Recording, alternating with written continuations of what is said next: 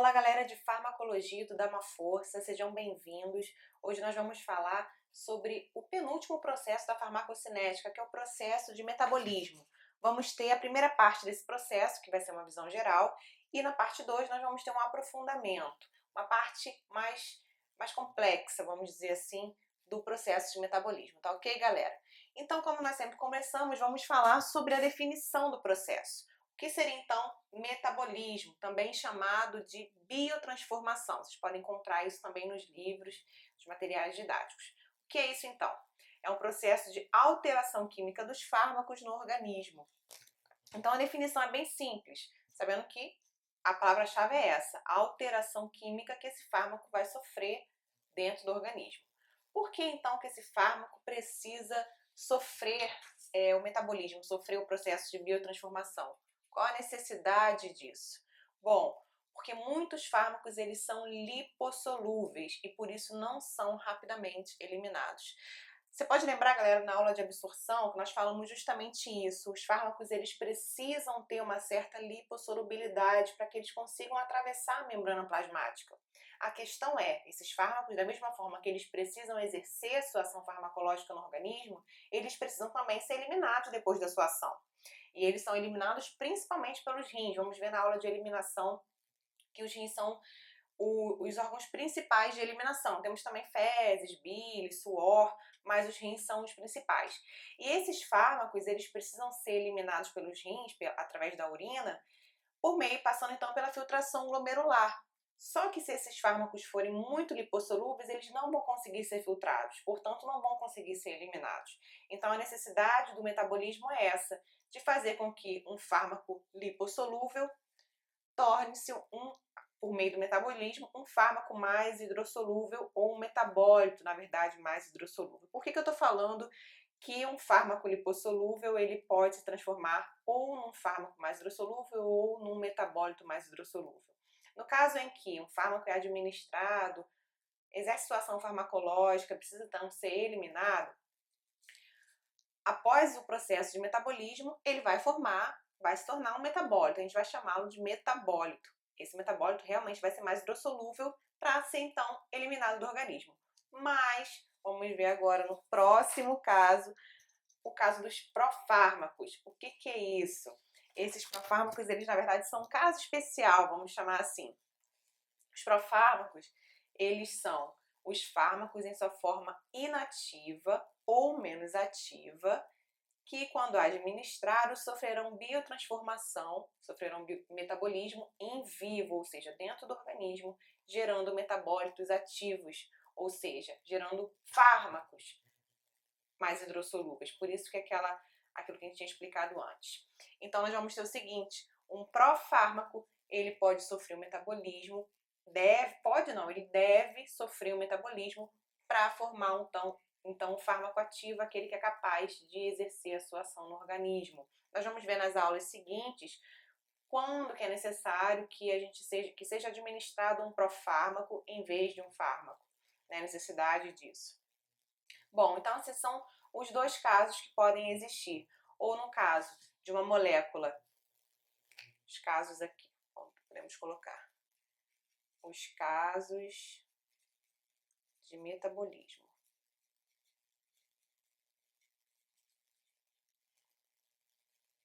Necessário para eliminação do fármaco,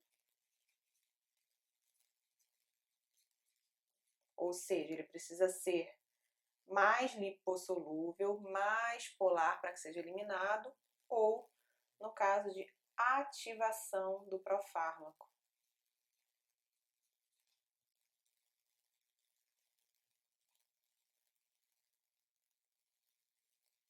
Esses são os casos, então, que a gente vai ver a necessidade do metabolismo, tá bom, galera? Bom, bem tranquilo até agora, né? Vamos lá.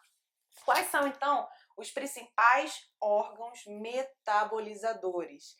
Galera, pensou em metabolismo, a gente vai pensar no órgão mais importante nesse processo, que é o fígado.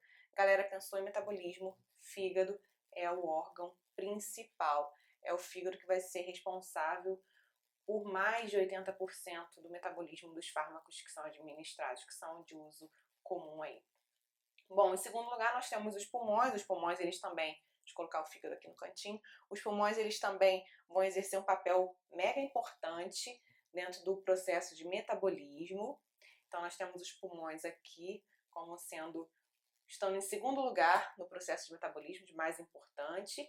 E nós temos também os rins e as suprarrenais. Os rins e as suprarrenais, eles vão exercer também um papel importante, mas um pouquinho menos, mais tímido esse processo. Então, pensou em metabolismo, pensou em fígado, primeiro lugar, depois os pulmões. Vamos ver agora, galera, quais são as reações bioquímicas envolvidas no processo de metabolismo desses fármacos, porque tudo é química. Então, vamos ver o que acontece para que esses fármacos realmente sejam alterados quimicamente e se tornem mais hidrofílicos. As reações bioquímicas envolvidas são duas principais, que é as reações de fase 1 e as reações de fase 2. Bem simples, galera. Bom, vamos ver então cada uma delas, qual a importância, o que elas vão fazer para que esse fármaco ele se torne um metabólito mais hidrossolúvel ou um fármaco ativo. As reações de fase 1, então, elas vão, em primeiro lugar, alterar a reatividade química do fármaco. A parte mais importante nessa alteração de reatividade é justamente inativar esse fármaco. É a parte fundamental, é o que gera, vamos dizer assim, é a parte mais importante da fase 1, é inativar aquele fármaco e aumentar a solubilidade aquosa. Galera, vamos lembrar que a reação de fase 1, ela sempre vai acontecer. Sempre. Sempre acontece. Claro, sempre vai acontecer no caso dos fármacos lipossolúveis, porque no caso de fármacos que já têm uma certa hidrofilicidade, eles de repente conseguem ser metabolizados, aliás, conseguem ser eliminados logo após a absorção, não precisam passar pelo processo de metabolismo. Mas para os fármacos que passam por metabolismo, as reações de fase 1 sempre vão ocorrer, tá bom, galera? E como que essas reações se dão? Por meio de três principais: reações de oxidação, reações de redução ou reações de hidrólise. Essas são as principais reações da fase 1.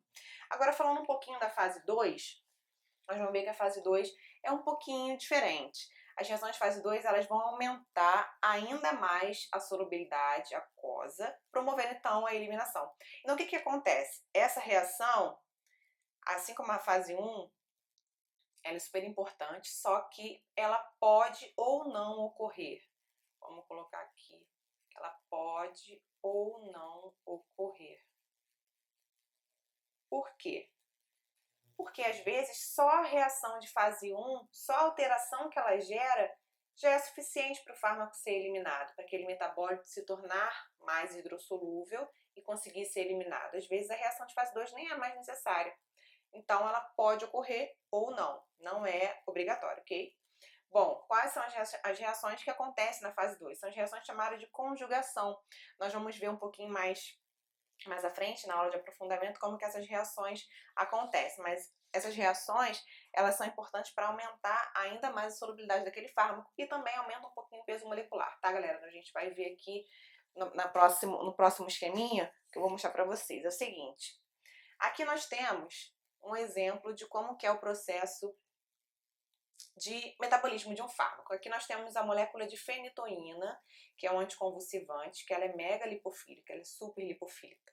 Então, para ser eliminada, ela precisa passar pela reação de fase 1, que a gente falou que ela vai expor ou ela vai incluir hidroxilas ou NH2, a gente vai ver isso na próxima aula, com mais cuidado. Aqui, então, houve uma adição de hidroxila, então deu uma aumentadinha na hidrossolubilidade.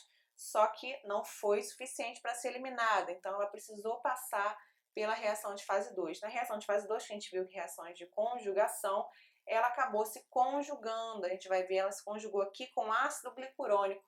E aí aqui, ó, a cadeinha que ficou uma cadeia bem maior, o peso molecular aumentou, e a hidrofilicidade também, porque era quantos grupos hidroxilas agora essa molécula vai ter. Então agora ela está apta para ser eliminada. Então é isso, galera. Hoje é isso que nós tivemos. Na próxima aula nós vamos fazer um aprofundamento de tudo isso aqui um pouquinho mais, tá bom, galera? Espero que vocês tenham gostado.